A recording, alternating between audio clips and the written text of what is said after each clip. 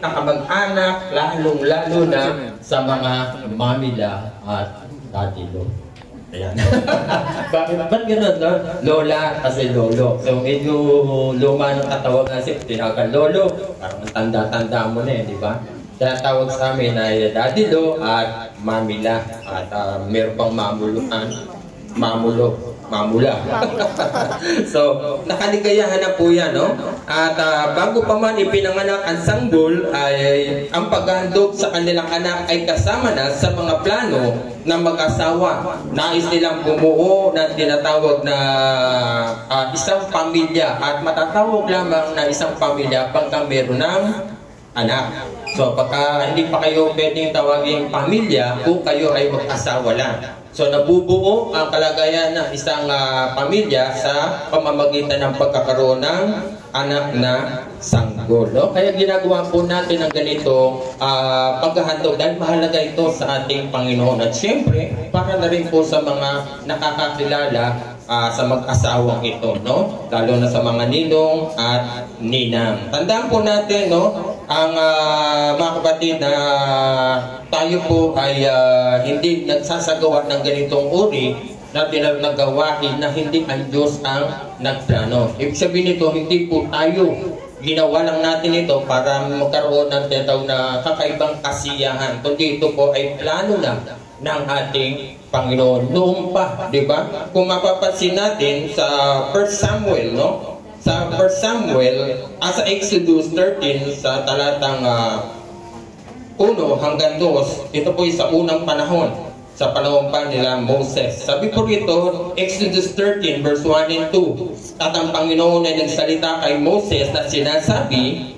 pakabanalin mo sa akin ang lahat ng mga panganay, anumang nagbubukas ng bahay bata sa mga anak ni Israel, maging sa tao at maging sa hayop. So then the Lord spoke to Moses saying, consecrate to me all the firstborn, whatever opens the womb among the children of Israel, both of man and beast. Hindi po yung beast na nakakatakot, ang isipin ito yung mga hayop.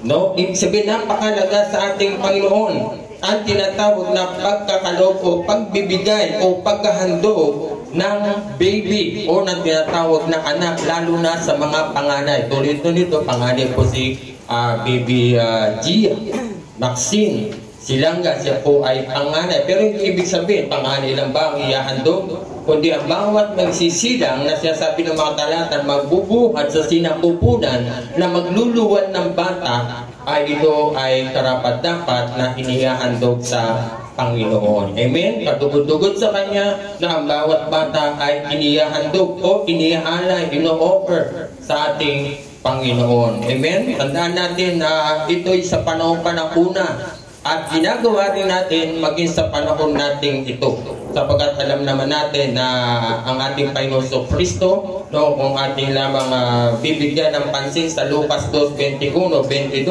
sabi rito, pagsapit ng ikawalong araw, tinuli ang bata at pinangalanan itong Jesus. Ito ang pangalan sinabi ng anghel bago pa siya ipinaglihi. Nang sumapit ang araw ng kanilang pagtupad sa seremonya ng paglilinis ayon sa kautusan ni Moses, pumunta sila sa Jerusalem at dinala rin nila ang sanggol upang ihandog sa Panginoon. Amen? Tandaan natin, bakit paghahandog? Bakit hindi binyag? Bakit hindi bautismo? Sapagkat wala pong bautismo o wala pong binyag na sinasabi sa Biblia o mababasa tayo na ang bata ay bininyagan. Kundi mula sa lumang tipan hanggang sa bagong tipan, paghahandog ang ating isinasagawa. Lalo na sa ating mga Kristiyano. Amen? So, bakit? Kasi ang bata kung wala kayang buwang sa tinatawag na mali at tama. Wala pa pong kaalaman yan sa kasalanan. Sino ba dapat lamang na pumasok sa ilalim ng pagbibinyag o tinatawag natin bautismo? Yung pong may sapat na isip, mayroon na pong gulang na alam nila ang tama't mali at nakagawa na ng kasalanan. Kaya doon lamang pumapasok ang salitang bautismo gaya ng ating Panginoon Kristo. Malaki na po siya, bago siya magministeryo ay binautismuhan po siya. Hindi po siya bata ng binautismo. Nung bata siya, 8 years old, dinala sa templo at doon ay inihandog ng kanilang mga magulang. Amen? So sana naunawaan po natin yan. Huwag po natin ipagkamali na kakaiba ang aming pong ginagawa, kundi ito po ay sinimulan mismo ng ating Panginoon Diyos sa lumang tipan sa panahon ni Moses hanggang sa panahon ng ating Panginoong Heso Kristo. So napakalaga po ang tinatawag na pagkakaroon ng tinatawag na paghahandog sa ating Panginoon. Amen? Gaya ng sinasabi nga, bibigyan lang natin ng pagpapalaga doon sa Exodus 13 verse 1 and 2. Kung ating bibigyan ng pansin sa English na salin, sabi rito, then the Lord spoke to Moses saying, consecrate to me all the firstborn, whatever opens the womb among the children of Israel, both man and beast. Sabi doon sa huli, it is mine. Tandaan po natin, ang bata, pahiram lang sa atin. Yan po ay, sabi nga, pinagkatiwala lang sa atin. Amen? Maging ang anumang bagay na meron tayo, gaya na sinasabi ng Roma 11:36, sapagkat ang lahat ng bagay ay nanggaling sa Kanya at nilikha ang mga ito sa pamamagitan niya at para sa Kanya. Amen? Ibig sabihin, wala tayong sariling pag-aari. Maging ang buhay na meron ka, yan ay pag-aari ng Diyos. Maging ang iyong asawa ay pag-aari ng Diyos. Pero pagka kayo ay nagkaroon ng problema, hindi mo pwede yan isole. Huwag mo isosole. Tandaan mo, pinahiram yan sa iyo ng Diyos at ingatan mo ang iyong asawa. Hindi pagka nagka-problema, nagkakasolean na. Amen? Ayaw na at maghahanap na lang ng iba. So, tandaan natin, meron tayong pananagutan sa ating Panginoon Diyos sa lahat ng bagay na ipinagkatiwala niya sa bawat sa atin. So, ano ba yung sasabing pakabanalin o consecrate? Sabi rito, the idea was that the firstborn was to be set apart to God, whether of man or beast. So, ang pakabanalin o salitang consecrate daw, ito'y idea, no? Ng ating Panginoon para doon sa tinatawag ng mga panganay o sa mga unang anak na nagbuhat sa tinatawag na sinapupunan ng kanilang magulang. Sabi rito, ito man ay tao o ito man ay hayop. Amen? May sabihin, pinapabanal sa pamamagitan ng paghahandog sa ating Panginoon. Amen? Consecrate could either mean a sacrifice or merely consider as belonging to God. Ibig sabihin talagang pagmamayari ng Diyos. Ang baby, ang bata na ating pong iniluwal o natin niluwal nyo. Kasi lalaki kami, hindi kami nagluluwal. Kaya yan po ay pakaingatan natin sapagkat ang Diyos sa kanyang harapan tayo po ay mananagot. Amen? So, kaya mga kapatid, dito tayo ay nagkakatipon sa lugar nito upang pasalamatan ng Panginoon sa kanyang mabiyayang pagbibigay ng anak na pahiram ng ating Panginoon Diyos at wala iba kundi si Baby Gia Maxine Silanga. Amen? Ganti naman upang ihandog sa Diyos ang batang ito upang sa kanyang paglaki ay makilala at mapaglingkuran niya ng buong puso ang ating Panginoon sapagkat Diyos mismo ang nagtakda ng gawain ito. Ibig sabihin, hindi ito gawain ng tao. Hindi ito gawain ng sino man. Kundi ang ginagawa natin ay isang pagpapakilala na ito ay sinusunod natin. Dahil ito ang nais ng ating Panginoon. Amen? At maging ang ating Panginoon Kristo, no, ay buong puso rin na inihandog ng kanyang mapagmahal na mga magulang nang siya po ay lumagay sa tinatawag na tamang edad para po, sabi nga, i-offer sa ating Panginoon. Mapansin din po natin, no, kung sa panahon ni Hana, kilala niyo si Hana? Hindi po, Pastor. Si Hana po ay pong baog na babae na kung saan po ilang panahon siya na nanalangin para sa Panginoon. Nabigyan siya ng anak at hindi siya binigo ng ating Panginoon. Nakita ng Diyos ang kanyang puso, narinig ang kanyang daing. Kaya nga sinabi ng 1 Samuel 1:27-28, Hiniling ko sa kanya na ako'y pagkalooban ng anak at binigyan niya ako. Kaya naman, inihahandog ko kay Yahweh upang maglingkod sa kanya habang buhay. So nakita natin, no, ang paghahandog ay mula pa sa lumang tipan hanggang sa tinatawag na bagong tipon ay mahalaga na ating isinasagawa. Amen? Kaya dapat naghahandog po tayo ng ating pong mga anak kapag po sila ay sinilang o nasa tamang edad na sila. Kung kailan nyo niya isip, ihandog nyo muna. Huwag po ninyong hayaan na ito ay mabinyagan sapagkat hindi po talaga binyag sa bata ang itinuturo ng Biblia. Amen?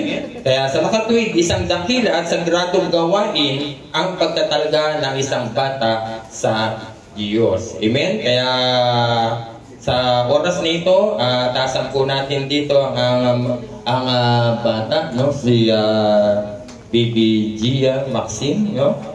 So, tandaan po, okay, yung bata muna ay lalapit po natin. Okay, kumpleto po ba yung mga ninang at ninong? Kumpleto po ba? Kumpleto po ba yung regalo po ninyo? Hindi, joke lang. Mamaya, hindi pala na ibig ko sabihin. Okay, so lalapit po natin si Gia. Ano alin? Ay, yung pakingkim. Okay. So, ipapalapitin na rin po natin. No, sana po naunawaan na muna ninyo, no, bago natin simulan talaga ang ating pong paghahandog sa bata na si Baby Gia Maxine Silanga. Okay, gusto ko na tawagan muna. Kasi patatayuin na lang natin sila doon. Pupuntahin sa unahan pa. Okay. Kasi ba ito? Sandaan po sila. Kasi po ba dito? Sandaan. Nagsi-50 po kasi. Pwede po ma-extend doon? Okay lang po. Okay. Kita pa naman doon. Picture na nyo na lang po. 50 to. Apo. Okay. Simulan po natin kay Mary Grace Dumaya. Nandiyan po ba si Mary Grace Dumaya? Ayan. Okay. Praise God. Mary Grace Dumaya. Saan ka? Diyan ka lang. Okay, si Larry Dumaya. Ayan, oo. Hindi po sila magkapatid. Magkasawa po sila. Okay, si Maria Aliana Gabrentina. Ayan. Okay. So, kasi tayo. Ano pa lang tayo? Konti pa lang tayo dito. Kaya buksan nyo na lang po yung pinto kasi 50 po ito. Okay. Si Pora Biason. Ayan. Berlin Lopinio. Ian Daniel Torres. Sino ba itong Torres ito? Mag-anak na natin ito. Taga Ilocos. Okay. Edilus Silanga. Ayan. Norman Torres. Ayan.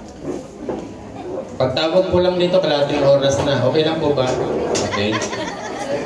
So, wala man tugtog para okay. Julian Gruta. Okay. Si Ephraim Arsua. Pasensya, pag mali po yung tama niyo ako. Malagay yung pronunciation kasi. Maria Ivy Reyes. Yan. Maynard Castillo. Kathleen Pava Dora.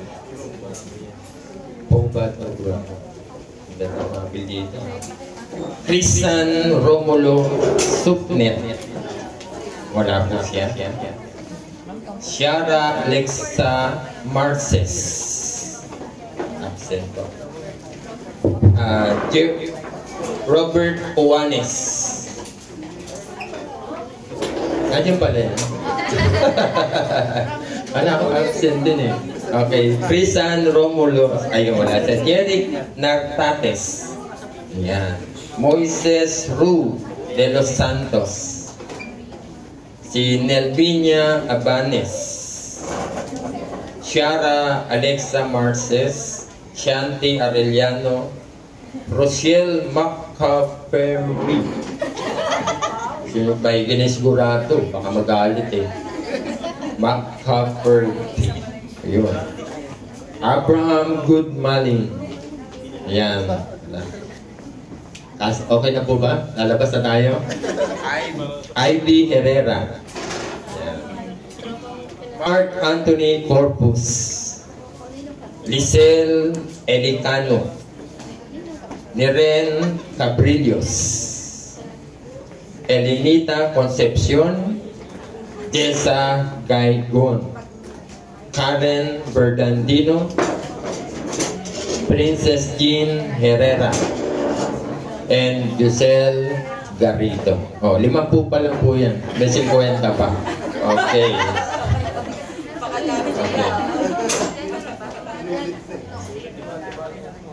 Okay, so simulan na po natin. Ang mga bata po, ay po tayo ay isang handog at kayamanan mula lamang sa Diyos. Sa makatwid sila po ay pag-aari ng Diyos at tayo mga magulang ay naatasan lamang upang sila ay argain, upang sila ay mahalin, palakihin at bugbugin. Hindi, bubugin. Kasi iba talaga ng bubugbog talaga Huwag yung bubugbugin. Bubugin sila ayon sa kanyang dakilang kalooban. Bilang mga magulang, napakalaga na lubusan nating maunawaan at maisakatuparan ang mga obligasyong nakaatang sa ating mga balikat. Kaya Mark Nino Silanga at Genesis Torres Silanga, kayo ba ay nangangako sa harap ng Diyos at sa harap ng kapulungan ito na gagawin ninyo sa tulong ng may kapal ang lahat ng inyong makakaya upang palakihin ang batang si Gia Maxine Silanga ayon sa dakilang kalooban ng Diyos para sa kanya? Okay. Kayo ba ay nangangakong magsisikap upang makapagtatag ng isang Kristiyanong tahanan na puno ng pag-ibig, kapayapaan at kasaganaan? Okay.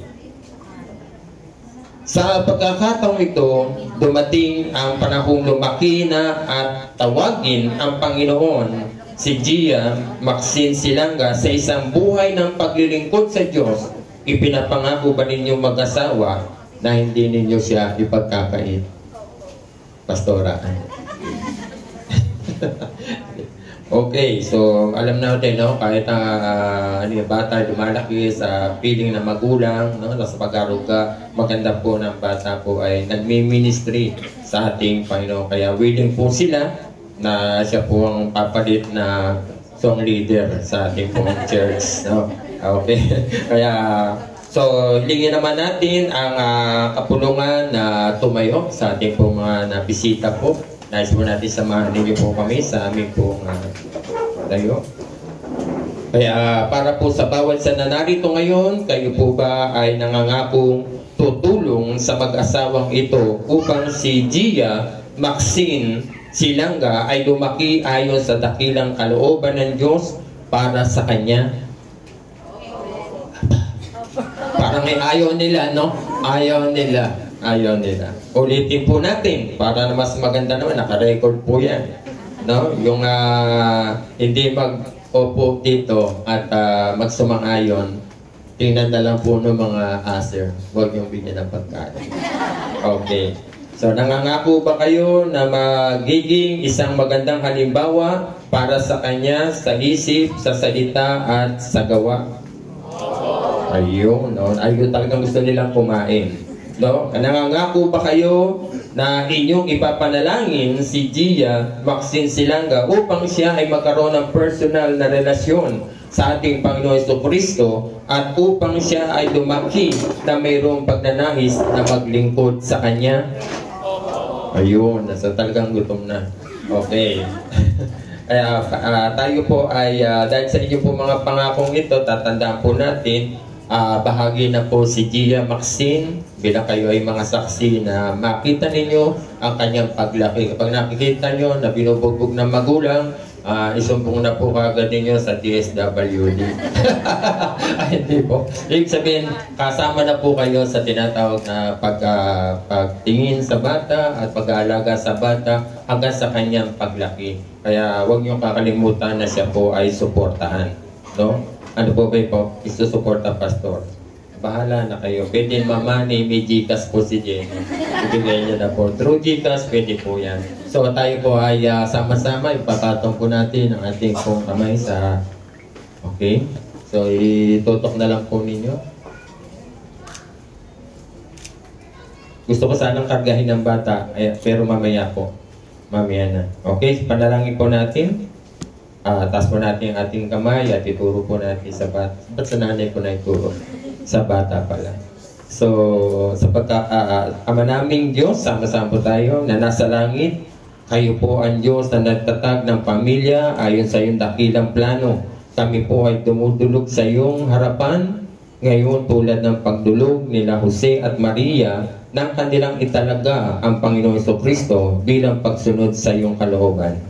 Hinihiling po namin sa iyo na pagpalain ang batang si Gia Maxine Silanga. Pagpalain mo rin ang kanyang mga pamilya at bigyan mo po sila ng sapat na karunungan at kaunawaan upang mabigyan nila ng magandang buhay si Gia Maxine Silanga. At higit sa lahat, Panginoon, hinihiling po namin sa iyo na hayaan mo lumaki ang batang ito na may banal na takot at pag-ibig sa iyo. Ito ang aming dalangin sa pangalan ng iyong anak na si Jesucristo na aming Panginoon. Amen. Praise God. So, bubuhatin ko po dahil tulog naman. Hindi po ito iiyak.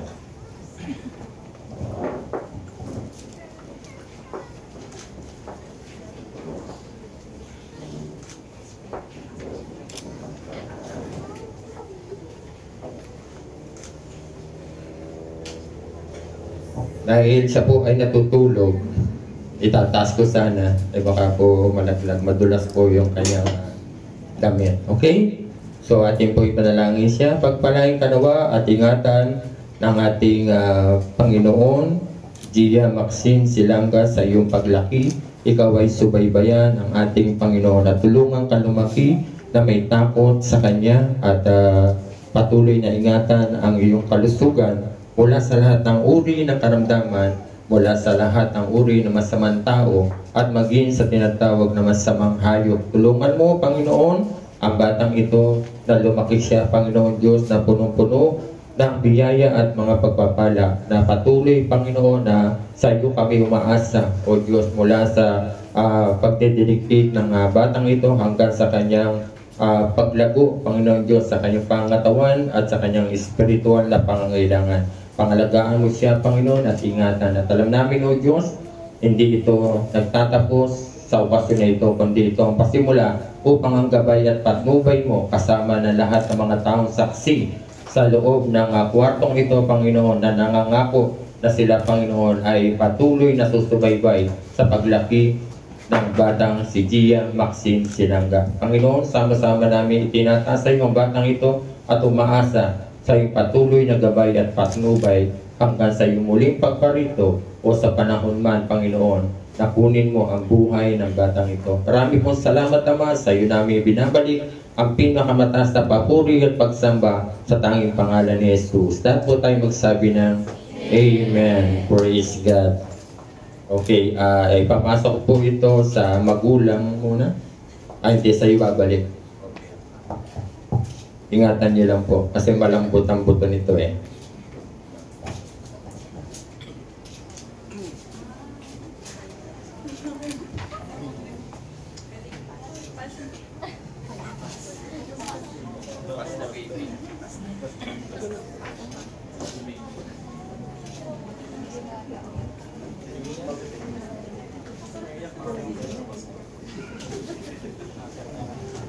Ayan.